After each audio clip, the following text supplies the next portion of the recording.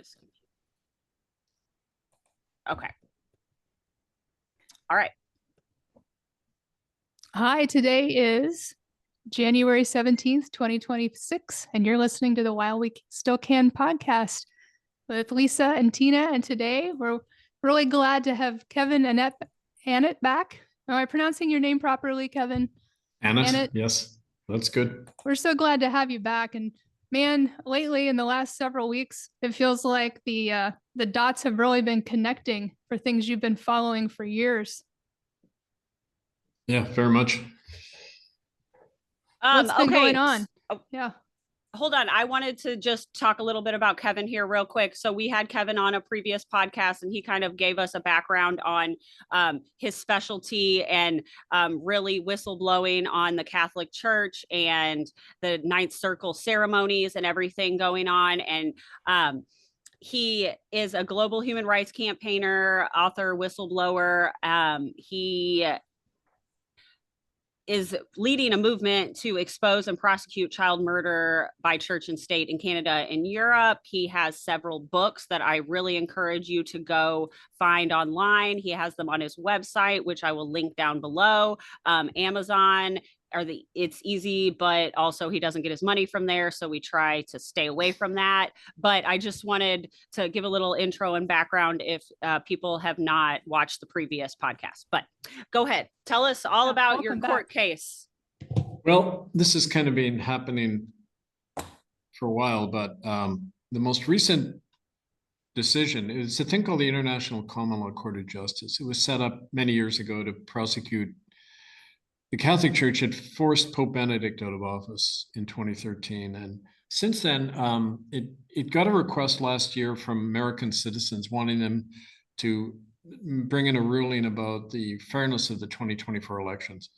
And they released it today. And the amazing thing is that it really dovetails with things happening in America, because, for example, on the 20th, it's the first anniversary of Trump's inauguration. And there's going to be a group called Free America, has people in most of the states, and they're going to be doing a walkout, going to kind of try to shut the country down, right? But also beyond that, they encourage people to find out ways in their communities you can resist these measures, right? Because I mean, look what's going on. Like, he's not only invaded Venezuela, but it looks like he might invade Greenland. Today, the NATO countries have all said they're going to go to war to defend Greenland. So it looks like Trump's going to war against his former NATO allies. And there's different ideas about that. Is he working with Russia now? Is he aligning with Russia against China? Like, there's all these possibilities. But the point is, it's creating chaos. And we are responding by saying, well, in first place, when you look at the judgment of the court, you can read it online, murderbydecree.com, under ITCCS updates. It's got the latest thing there. You can even run off all the court documents and everything. To sum it up, they basically say on 3 points, Trump is not a legitimate president because he never should have been allowed to run in the first place. He was a convicted felon. He had violated the Constitution because in the 14th Amendment, Section 3, it says, if you're taking an oath to defend the Constitution and then you advocate the overthrow of the government in the pay of a foreign power, basically, which he did working with Russia, you're not allowed to run for president. As a matter of fact, you belong in jail. But then his buddies on the Supreme Court who were appointed lets him run, right? And I was always wondering, like, why are the Democrats going along with this? Why are they even debating this guy? Like, he doesn't, anyway. So on the first point, he not only shouldn't be in, but he's being abusing his power, issuing executive orders, which are like rules by decree. It's like a king writing up a law and saying everybody has to follow it with no input, no argument. That goes totally against what America is supposed to be about, is that you're not governed by any laws that you haven't had a say in, right? That's the whole idea of democracy, right? But he's writing all these executive orders and invading other countries, and it's just totally off the rails. And so they say on that ground. Second, he is part of a whole network of human trafficking. The private prison system that he is endorsing, his Attorney General Pam Bondi is a former lobbyist for these private prisons. Yep. They're carting away thousands of people and making lots of money off them, including children who they're separating and trafficking separately for a lot of money. And so it's using his office to further, for his own profit, these criminal enterprises. Finally, we have the proof from the last couple of months that he himself has been involved with Epstein and other people in these child killing rituals connected to the Ninth Circle. So on those 3 counts, they found him guilty. They said he not only doesn't belong there, but Americans and public officials have an obligation to remove him. And they issued 2 things he can run off. It's called a writ of mandamus. Now, under the law, a mandamus writ is if you can use it if a government official isn't doing their job or is corrupt. It's an order for other people to get them in line and basically either remove them or, okay, so mandamus is really powerful. It's being sent to all the government officials, police, the judges, say this guy is, he usurped the presidency illegally and unconstitutionally. And if you go along with him, you're part of that criminal. Complicit. So you guys did send those out to. Oh yeah, they've got. They're going all over. I love that. FBI, the military, everybody's getting them. Second thing is an actual arrest warrant, which anyone can enforce. I love the photo. Yeah, it's a very appropriate. Yes, it is. I am the state, King Louis said. Yeah. Basically, it says, okay, so this is an international legal document. Under common law, it has universal jurisdiction. So it doesn't matter if courts in America don't recognize it or whatever, it's binding. So people have the right to detain the guy. He's a wanted felon, in other words, and he should be detained. So this has gone out and it's bound to stir up a lot of shit, especially since it's happening right at the same time as these January 20th events. And the other thing about January 20th that's really special is there's a group that's formed over the last few years, National Council of Constitutional Conventions. And what they're doing, they're setting up, and this is part of what's going to come out on January 20th, in just a few days. It says Americans need to gather in their communities, form local conventions like they did in 1776, and set up new assemblies and courts to reclaim the republic and the grassroots. Don't pay taxes anymore, keep the money in your community, and declare independence. They're going to issue a Declaration of Independence from the Trump regime. And so that'll spark off a lot of other things, and give people some leadership and direction that you don't have to go along with this war machine run by a monarch, basically, like 250 years ago, right? Yeah, a child trafficking monarch. Right. Okay, so I love that you're putting it back in the hands of the people. And as I was reading through your books that I had bought, I really believe that people just have never thought that they could do this. We've had no reason to even think about it. Yeah, you're right. I mean, I'm sure other people have, like, the more research that I do, the more I learn about how shitty we are, but they didn't teach us that in school, by design, obviously. But you lack the critical thinking to be able, and the independence to even think that would be within your purview to do. And I love that you're simply talking about it. And I've tried to, in conversations daily that I have, I'm like, why are we doing this? Can you tell me why? And people are like, oh, well, that's what we do. And I'm like, do you like it? Let's stop. And they're like, oh, I never thought about that. How? And I'm like, hold on, I have a book.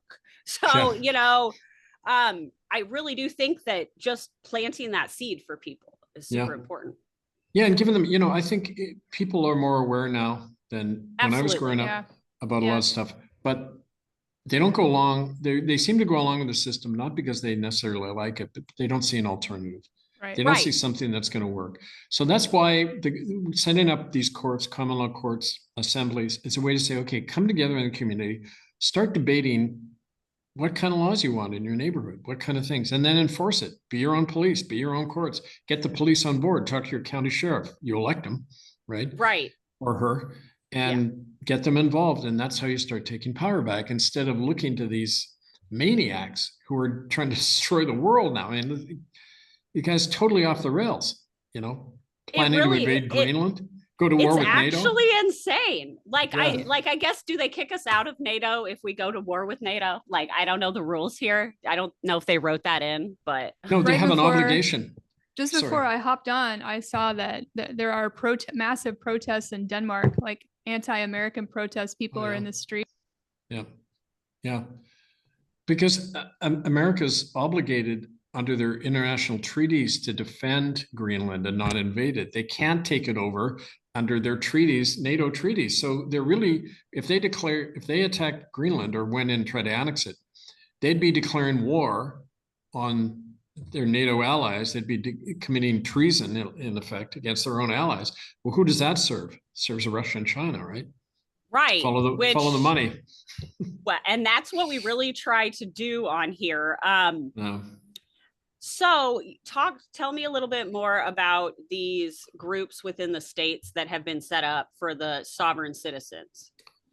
Okay, well, the thing I first mentioned about all the sit-ins and walkouts that are happening, it's organized by a group called Free America, which you can see online. And they're kind of like, when people first get active, they think in terms right away of protest or lobbying your congressperson, right?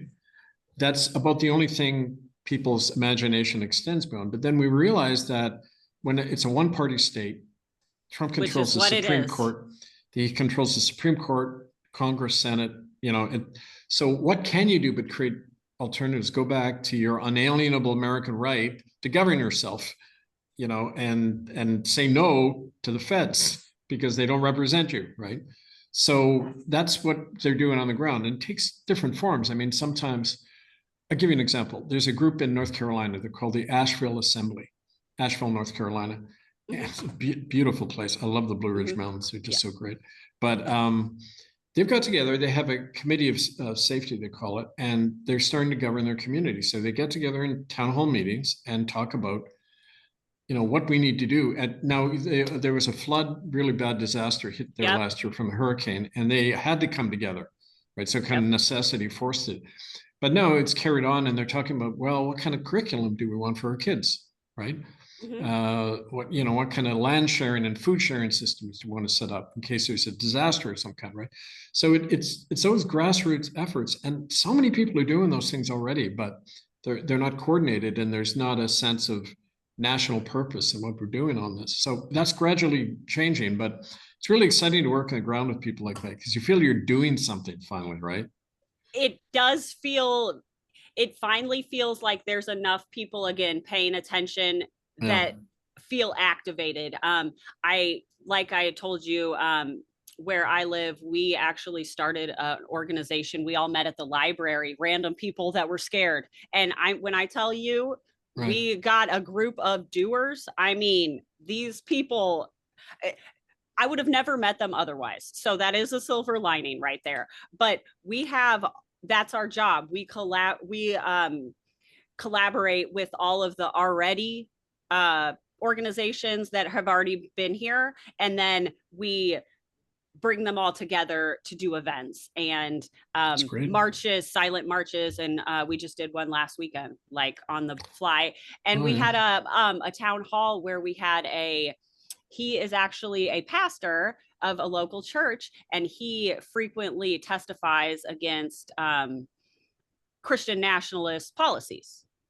And so when he goes to the Capitol to testify, all of the Republicans are like, hey, thinking he's on their side. And he's like, no, this ruins the religion for everybody when you do this. And so he had a presentation to teach people how to testify at the Capitol. And again, we had a packed house. Like I never knew. And so people and they're looking for a leader. So I need to know how we're going to fight the need for a leader, like a one person. One thing you could do, take this book, Governing Ourselves, right? And get people to read it. It's pretty short. It was written deliberately to be short. It's like 80 pages. I do love that. I love that. Yeah. And it's very simple. What does sovereignty mean? How do we practice it? Personally, politically, spiritually, right? And get people to look it over and then talk about it. And then how can we apply this in our community? How are we sovereign? Well, we write our own laws, right?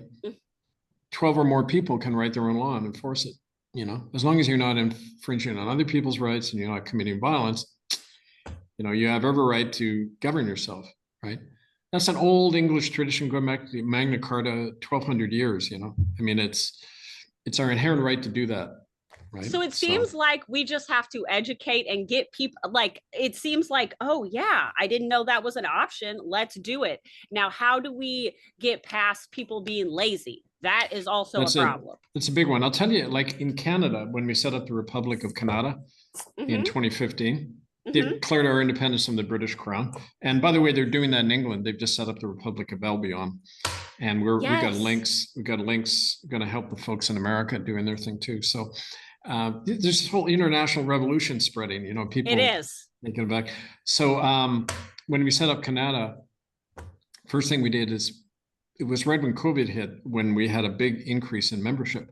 And so suddenly we had like over 40 assemblies, people would come together, hundreds of people, right? And yet everyone had their own ideas, different levels of commitment and understanding. It was like trying to herd cats. It's like trying to find the common ground, and nothing could happen. It all fell apart in about 3/4 of the assemblies. You need to start smaller. So we recommend you form cell groups first, 3 to 5 people, start getting trust with each other, talking about these ideas, and then doing some actions together. Even if it's something like, planting a community garden, you're doing something together and you have a common experience. Because if you put 10 people in a room, you're going to have 10 different ideas, 10 different directions people often want to go in. But you do something together, you go down and do even a protest or anything. You sit after and talk about it, and then, okay, we've got some more unity here, right? Get people out of their little iPad world, and it's all designed to isolate and demoralize us, and reestablish our humanity with each other. And then we'll know what to do. It's common sense. It'll be obvious what we need to do at that point. Yeah. Yes, it is. It is just trying to educate people about it. But again, they're getting to, I listened to your talk on Sean's thing earlier, and you talked about, I forgot what I was going to say. It'll come back to me in a minute. If I could jump in for a second and say that this, being in this conversation, I can only imagine that these were the same concepts that people were talking about back when Obama got elected, and the Tea Partiers thought that he was going to ruin the country. The same concepts. And so it blows my mind that that was kind of a fiction, or that was fiction. It was a figment of their imagination, because he was actually an excellent president. But here we are now, looking at, like you say, Kevin, we've got, House, the Senate, the FBI is no longer, in my opinion, it's all captured. Yeah. It's the Supreme Court is compromised. Yeah. Like I feel like we are in that position that they thought we were headed for back in the day. Right. And it's like an oligarchy. It's a one-man rule. And do you know that I don't know if you remember, but after he got, quote, elected illegally, he put out every FBI agent had to fill out a questionnaire. Do you believe that January 6th was a trumped up, or was that not trumped up? And it was so a loyalty test. Yeah, loyalty test right off. A loyalty test right away. And it's McCarthy, worse than McCarthyism, right? Oh, it's bad. I actually did some of my own investigating with that, and went through some application stuff for different organizations right now, just to see what questions they asked. That was the first thing on every single one, was a fill out, and it was complete loyalty questions. And this was for what, Tina? This was for one was for the Project 2025 to basically, on the website, before he even got elected, he had a thing where you could fill it out, and they would funnel you to a different three-letter agency you do well at, or whatever. But the first thing on the page was a bunch of questions about January 6th and all of that stuff. Well, he set up a dictatorship, and people never want to recognize that a dictatorship is in place. We're always thinking in terms of this may happen, but it's already in place. And, it's like these Neuralink chips. I don't know if you saw that show I did about Neuralink and how they're bringing in people from the ice centers to experiment on them and everything. Why don't you go over that? Go over that again. Oh, okay. Well, it had to do with this Cardinal Timothy Dolan, who turned out to be involved in putting hits out on priests in New York who are reporting the child trafficking. He's the one Trump wanted in as Pope. And there's this picture of him and Dolan sitting together, laughing together and everything. Well, it turns out Dolan remember when they put Elon Musk in for 4 months into this government position called Doge? Yes, I do. Okay. Yes. The only thing he did there, he purged every FDA employee that was involved in overseeing Neuralink. So he got rid of all government oversight over Neuralink and all government funding because it began to come into through secret sources. One of the sources was the Catholic Church. This Cardinal Dolan funded 576 million from the Catholic Relief Services into Neuralink, a secret operation to implant brain chips into people. They're going into mass production of these brain chips this year. I did see that. They want to chip millions of people's brains. So this is the agenda. You got a few oligarchs ruling the world with everybody else, dumbed down little cyborgs like in Star Trek, the Borgs. So, I mean, that's not fiction. That's the agenda. And this is a fight for our lives, right? So it's bigger than just he's an asshole. It's our humanity that's at stake. Well, it's so aggravating when I try to educate people on these facts that are verifiable. You look at follow the money. If you don't care about people, follow the money. Like, seriously, like, but they just keep being like, no, it's not happening. It's not real. And I'm like, there's a minority. Like, don't forget, it's never the majority that you convince. It's like, how many people were actively involved in the American Revolution? Maybe a quarter of all the colonists, right? Okay. But it's always active minorities that carry the field, right? And you got to organize that minority, the conscious. Like I always say to people, don't try to talk to 90% of people right now. You're just going to bash your head against the wall. Right. They're in denial and fear and everything. Find those who have already, woken to all these things, and then organize them and say, we're going to find our unity here, because they're always trying to divide us and get us suspicious of each other and everything. And that's a spiritual endeavor. That's a personal and spiritual activity, very much. And that's got to be the foundation to do all the political and other changes, right? Otherwise, you're building on sand, right? We have to build your strength. I've really, throughout this whole process, have found myself having to sit and think about truly what I am okay with doing and putting myself in situations that could turn out like Renee Goods, like, what am I? And when I look at where this is all going, and I truly believe it ain't good for us, like, it's good for the 1%, and that is it. And it is a fight for life or death in that way. So yes, I will, what am I willing to do if shit hits the fan? And so I've been just really talking to people. What are you willing to do? You have to think about that before it happens, or you will never forgive yourself with whatever you decide in the moment. So just trying to really, what are my actual values? Yeah, that's important. It's the gradual creep that has gotten us to this point, right? And to double back to Neuralink, I remember when Neuralink was first developed, and it was, a person in the scientific community. It was kind of exciting because if there is a way that we could intervene and help improve the symptoms of or cure things like Parkinson's and ALS, that's a big deal. And it's just really unfortunate that a situation that maybe had potential is now nefarious and weaponized. Well, they said atomic energy, when they first talked about it, was going to end poverty and provide free transportation. Everyone, we end up nuking hundreds of thousands of people with it, right? So, I mean, here we are. It's whose hands it's in, right? Right. And who controls it. It's always about that, right? Yeah. So as long as it's in those same few corporate hands, military hands, forget it. Again, follow the money, right? Yeah. But, when you were talking both, I thought of this quote from Napoleon.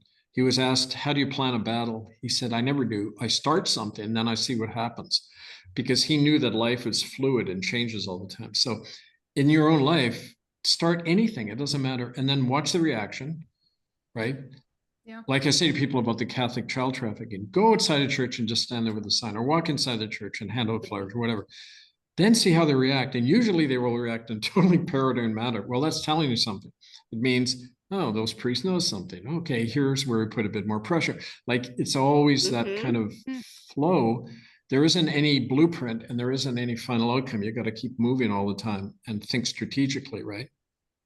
And you have to be okay with not knowing what the next step is going to Yes. be. And Which people is have terrifying. it is. You know, those planners amongst us that like to, carefully weigh the pros and cons. That we're at a point now we don't have time for that anymore. We're just going to have to wing it.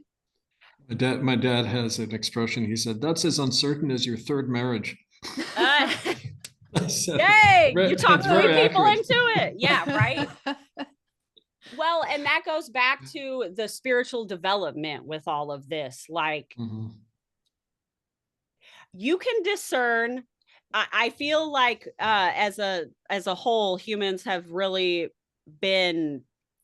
We have powers that are not developed, okay? And you have intuition. Every single person has it, and and people are like, how do you know that person's lying? And I have developed mine where it is a siren. Okay.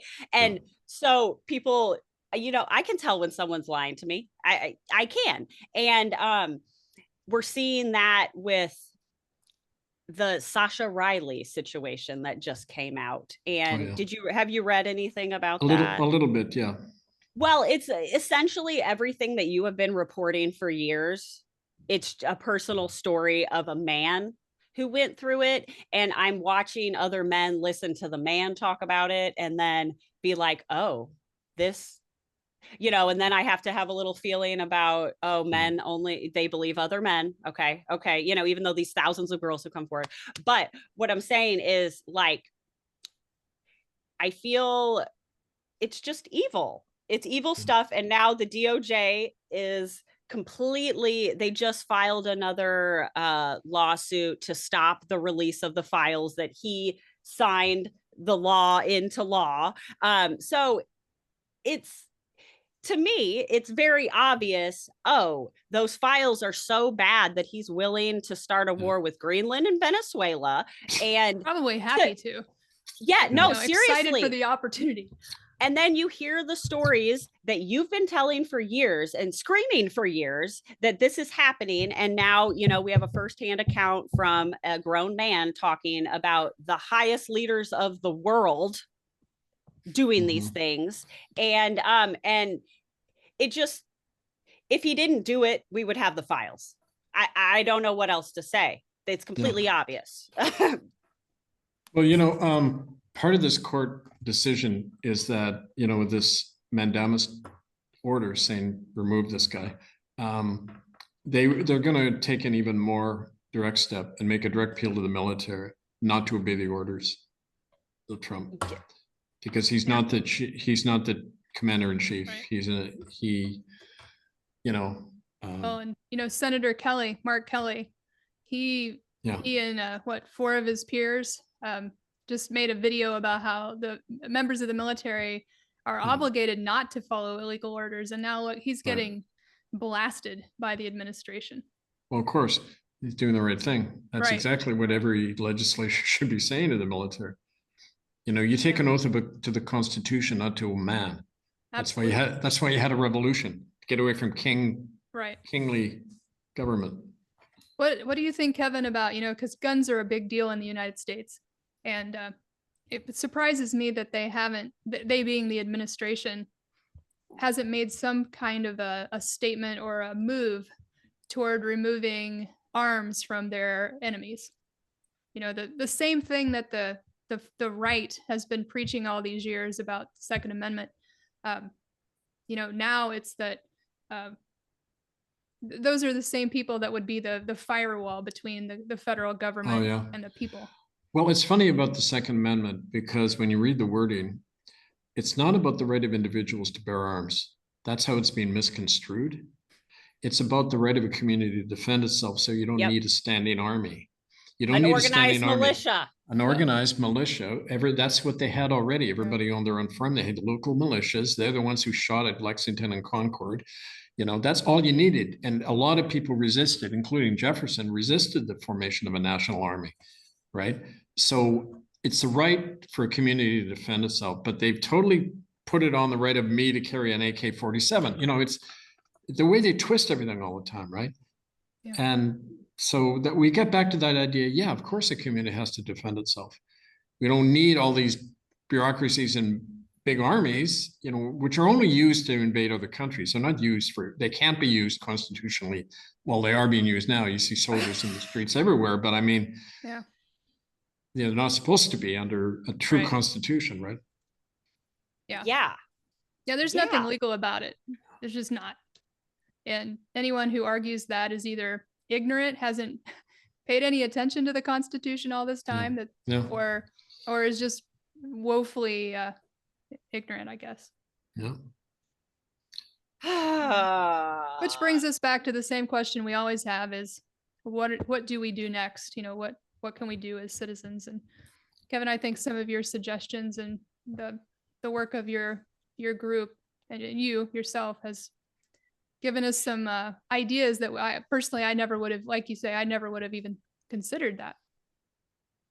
Yeah, well, it's important to like have a sense of what you can do, and like I say, start something locally, but then also see the big picture and kind of generalize from all these local experiences into what are we facing? What do we need to do? And that's why the idea of constitutional conventions. You know, when we wrote our constitution for Canada, we had some we got people together and said, okay, what kind of country do you want? What should go into a constitution? And don't forget, the US Constitution was a conservativized version of the original Declaration of Independence. You know, they create the Electoral College, well, so that the wealthy people can negate an election result if they don't like it, right?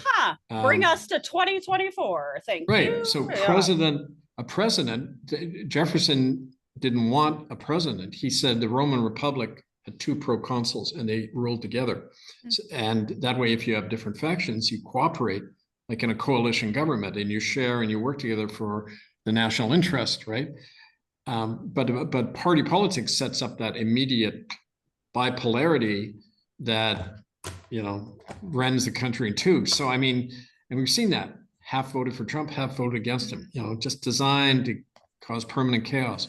So we need to rewrite the Constitution and get back to the revolutionary model of 1776, which is direct democracy. You have one Congress elected directly by the people. They can be removed at any time by a vote of the people.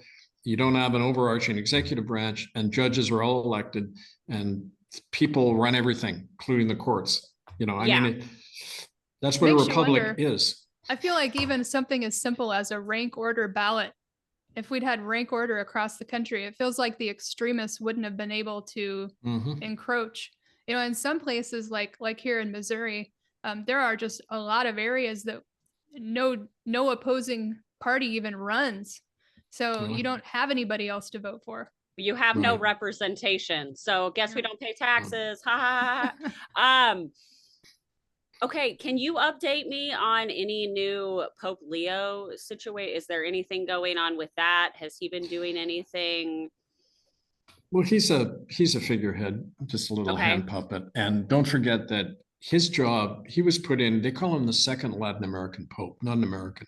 He was born in Chicago, but he did all his work in Peru. Right. And where he was in with the Peruvian drug and the Colombian drug lords in a big way. He's paved the way for China to get into South America, to get a lot of their resources, the way the former guy Bergoglio did in Canada, signing the deal where China, the Vatican Bank is underwriting China for $1 trillion every year now for their economic buying up, grabbing up of North America and South America. So, you know, he's still playing that role. And, you know, with America going against NATO in that, if they're going to form a Western Hemisphere union, he'll play a big role in that, right? Financially. So he'll, you know, just carry on the same old, like, but don't look at him, look at where the money's going, because it's all going into the BRICS alliance in China, all the Vatican Bank money. And the Mormons have almost as much money as the Vatican Bank. I did know billion. that. That's incredible. Yeah. Wow. Did you know that like the Holy Land is in Missouri for the Mormons?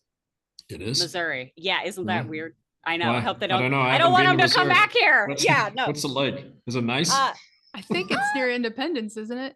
Yeah, I think it Independence, gets up Missouri. north a little Probably bit, like but a strip mall or something.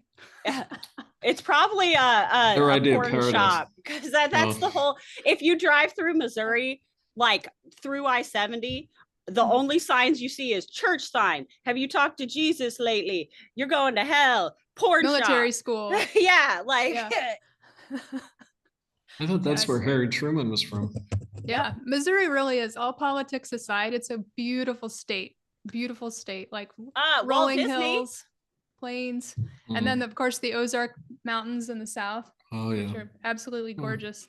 Hmm. Yeah, but yeah, we're a hot mess. It's true. Okay, Like so everywhere. yeah, I know, right? We're burning it all down. Yeah. Which Yeah. the more that I learn about actual history, the more that I'm like, oh, again, we're the bad guys, and maybe we should burn it. I don't Well, know. that's another Harry Truman quote. He said, "The only thing new under the sun is a history you didn't know about." Oh, New bringing to them you. in. Yeah. Shit.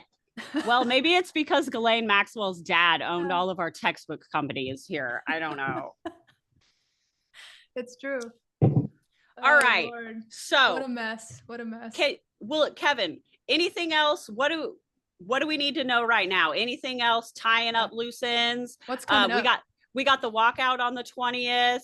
And the Declaration of Independence. I think, what's going, just on the QT, what's going to come down with this Declaration of Independence is a direct call to the military to refuse to obey orders anymore from this guy and not invade Greenland and arrest the guy under the mandamus order, right? So that'll be coming out on the 20th. That'll be big. That'll be so cool. Yeah. So help us distribute that through social media and everything, right? Absolutely, I will. And I've been really trying to introduce the idea of what we can do. Question. I had one more question that I remembered from earlier. So when we have these orders come down from the court, and so what happens to all the other laws that we traditionally follow because it is legitimate. So what if the cops are like, no, you can't do this? Or, the cops don't have the power. They just follow their chain of command and statute law. That's what they're bound by, the statutes. Okay. And that's all they know about the law, that they're statute enforcers, right? But the law is a bigger thing, and that has to do with the welfare of the whole community and how the law is generated from we the people, just as the governance is, right? So you say, this is international law now. This is being passed by a bona fide international court, right? Yeah, we're doing it. Right. And so if you don't go along with this, you are aiding and abetting a criminal regime, which is what the Trump regime is. And yeah, it is. No, I mean, it is legally. I know. I unconstitutionally, it's. Yeah. So refreshing. I love it. I feel like, not to be devil's advocate, but like, be that as it may, I feel like in this juncture, if you were to stand up in court and defend yourself with that, you would still find yourself in jail. You know what I mean? But don't stand up in their court. We ignore their court system. That's the point. What if there's a warrant out and they come to arrest you? Well, you might end up in jail, but the point is that that's part of the price you pay, right? Right. But you don't cooperate, right? Like Gandhi used to say, they may have my body, but not my soul, right? I mean, and with it, when you realize, I mean, I work with a lot of Native activists, and Leonard Peltier said, that I've been in jail my whole life. They just locked me here in Leavenworth, but our people have been in jail since 1492. And like similarly, your people in America are all living in jail right now. They're living in this system. Yeah. So the question is, if you have to help break out of it, break the chains by going to jail, fine. Just don't cooperate with their system. Enough people do that, bang, it comes down. We know that from your own history, right? Well, that goes back to what I was talking about earlier with the values and sitting down and thinking, what am I willing to do in a situation that could end my life as I know it and put me in jail, but that's, we're at the point where we have to think about that. You know what, Tina? I would suggest that you don't think about it too much. You know why?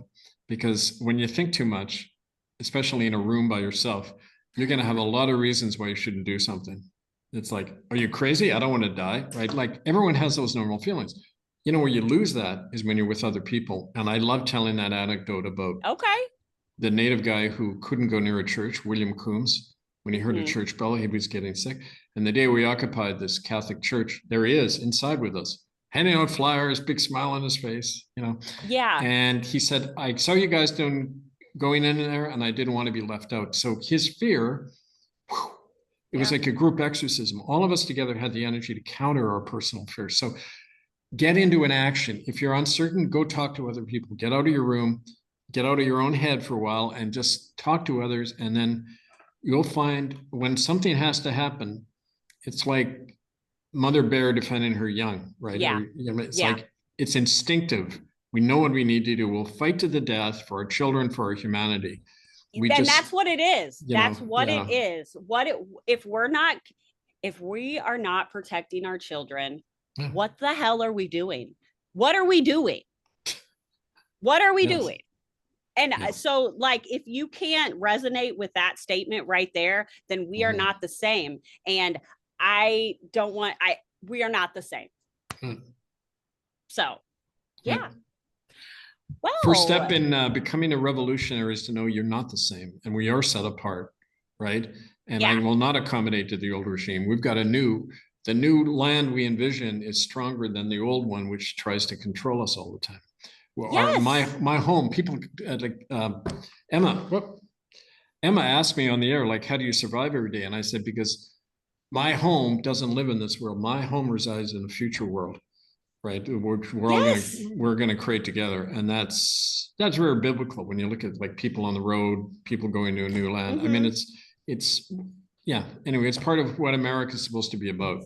Revolution every 20 years. That's what Tom Jefferson said. Well, and I was always taught, like, always improve. There's always room for improvement. And the fact that everyone is so like, we're the best. And I'm like, that is where you guys all stopped growing. And that's when you became complacent with the systems that are currently in place that are going to kill you. That's crazy. All right. Well, cool. I'm glad we've got it all figured out. That's great. Yeah. Okay. Okay. It's settled. Revolution time. Okay. Yeah. Okay. Well, is there anything else, Kevin? There's lots, but we'll get into it more. And Wednesday, watch out on the 20th for all of this stuff coming out, and then we can do follow-ups. Oh, and talk to Emma. You guys are living in the same city. You should involve her. And I've been meaning when I do get down to the States, assuming I get over the border before the war. If they let you in, they're not letting us out. Here. I am half American, so they'll have to let me in. Then they'll probably go through your they'll probably go through and look you up, and they'll be like, oh no, you ain't coming here. Okay. It's scary. Yeah, no, come on down, and we will host you, and you let me know when you're going to be in town, and we will set something up. Okay, and before then, you say you're meeting with a group. We can always do an online. I do a lot of online educationals and talk to people. Set up something online for us. Let's do a Zoom call with these folks. Oh, that would be super cool. Yeah, I want you to organize that. And Emma's organizing a similar thing with survivors of these church crimes. So we could work together. Let's start working together. How would you feel? This is just a brainstorm popped into my head this minute, but how would you feel about like a TikTok live where anything? Okay. Sure. Yeah. Well, and honestly, I took a clip from our last interview with you, and it blew up on TikTok. So people want to hear. Yes, it did. Yeah. So a lot of people were in the comments like, yes. So what do we call it? Like the New American Revolution or the Second American Revolution or something that we need, right? Yes. Something like that to grab kind of good title to grab good hook for people, right? Tina's good at writing titles. Yeah. Yes. To get people's attention. Yeah. the second People's Revolution. Because another thing that I looked up earlier, because someone had asked me what my opinion was on borders, because in my mind, they're a line that someone drew. Okay. How can you, and I understand border security, I guess, and stuff, but not really. And I was looking up ways that we could live without borders. Mm-hmm. And it was a very interesting reading that I was doing. They're like, okay, well, humans are not mentally okay with that right now, but in the next 100 years, if you implement certain things, it could be a possibility. So I think that's great. Humans, oh, I need a passport to cross into Mexico. What are you talking about? It's like when somebody asks for proof of birth certificate, I say, well, I'm the proof. I'm standing right here. Yeah, well, now Kristi Noem did say yesterday or the day before that people need to start carrying their papers. In the United States of America, you have to carry your papers. Well, it's kind of like, what are prisons for? Prisons are the place to put people who are poor, who have about 80% of crimes are against property, not people. Yep. Right. So, and that's borders are for the same thing. Borders. Well, similar. And CPS takes your kids away for neglect because you don't have money. And then they give them to somebody else and then give them money from the state to take care of them instead. No. Yeah, that's messed up. But that's a whole nother can of worms as far as the trafficking situation goes. Indeed. But I digress. All right. Well, the second revolution it is, Kevin. Okay. And we'll talk soon. I'll send you that stuff on Wednesday and help get it around. And let's do that call you suggested. Absolutely. Absolutely. I will come up with some dates that we can do it, and we'll see which ones that we're all available. Great. Okay. Thank you, so sisters. Excited. Thank you. Thank Kevin. you. Take care. All right. You too. Yeah, please don't sit in a room by yourself too long. Okay. I never do. I'm gonna take that advice. I never do. Okay. All right. Well, you have a great weekend and try to get some rest. Both of you. This is always so much fun. Hey, will you do that? So will you do the outro? Will you do an outro? Oh, sure. All right, everybody. Thanks again for tuning in and listening to this episode of the While We Still Can podcast. We'll be back with you soon. Take care. Bye.